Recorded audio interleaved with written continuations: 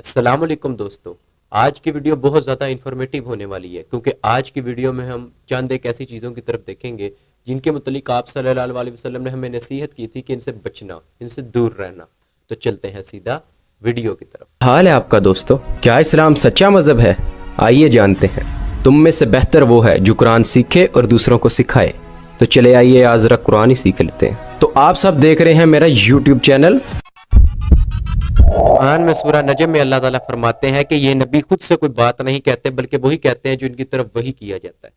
تو آپ صلی اللہ علیہ وسلم نے دین کے متعلق یا اللہ سے متعلق کوئی بھی ایسی بات خود سے نہیں کی۔ جو بھی آپ صلی اللہ علیہ وسلم کا فرمان تھا، حدیث تھی، جو دین سے متعلق ہے، جو نصیحتوں سے متعلق ہے، اس کا مطلب یہ ہے کہ وہ اللہ کی طرف سے وہی شدہ ہے۔ اور ہمیں یہ بھی پتہ ہے کہ سورہ حاقہ کے اندر بھی اللہ تعالیٰ نے کہا کہ اگر یہ پیغمبر ہماری نسبت کوئی بات خود سے بنا لاتے تو ہم ان کا داہنا ہاتھ پکڑ لیتے اور ان کی رگے گردن کاٹ ڈالتے، تو کوئی ہے جو ہمیں روک سکے؟ تو یہاں سے بھی ہمیں واضح ہو جاتا ہے کہ اللہ تعالیٰ نے اس کو کلیئر کر دیا معاملے کو۔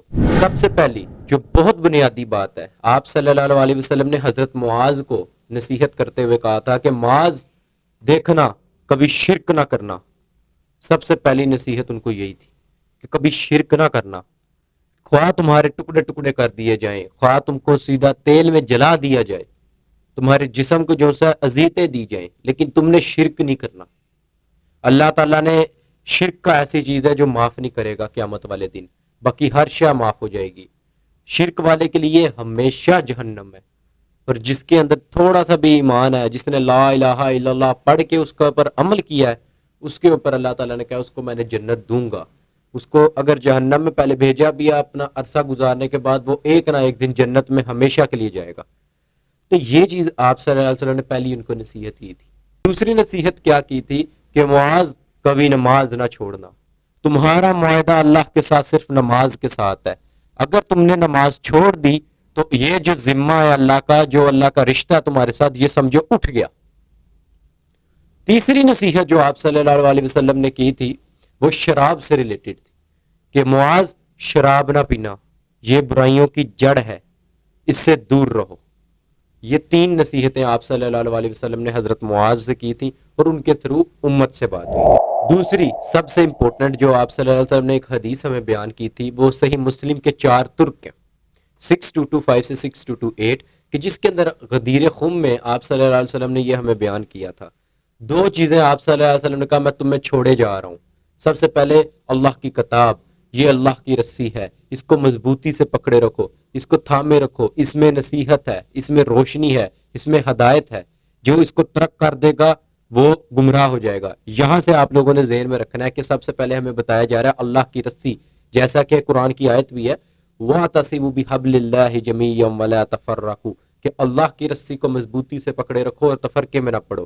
تو یہ جو اللہ کی رسی ہے یہ حدیث میں بتا دیا گیا، یہ قرآن ہے، اور آپ صلی اللہ علیہ وسلم نے کہا اس کو تھامے رکھنا، ٹھیک ہے؟ اور اس کو کہا جو بھی اس کو چھوڑ دے گا، ترک کر دے گا، وہ گمراہ ہو جائے گا۔ دوسری چیز جو اسی حدیث میں چھوڑ کر آپ صلی اللہ علیہ وسلم نے ہمیں نصیحت کی تھی کہ میں جو چھوڑے جا رہا ہوں تمہیں چیز، وہ میرے اہل بیت ہیں، ان کے معاملے میں تمہیں ڈراتا ہوں۔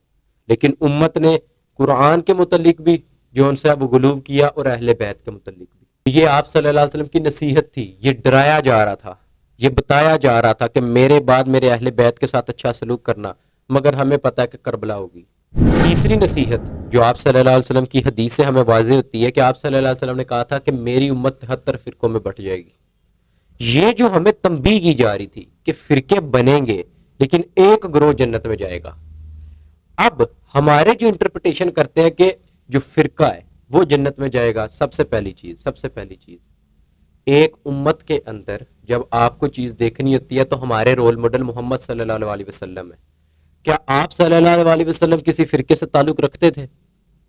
کیا صحابہ کرام کسی فرقے سے تعلق رکھتے تھے؟ بالکل بھی نہیں۔ آپ صلی اللہ علیہ وسلم مسلم تھے۔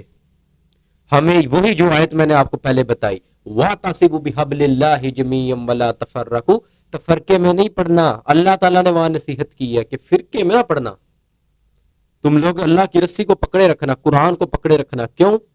قرآن جب آپ کھولتے ہیں تو آپ کو پتا چلتا تمام انبیاء مسلم تھے، صرف مسلم، کوئی وہاں پر فرقہ واریت نہیں تھی۔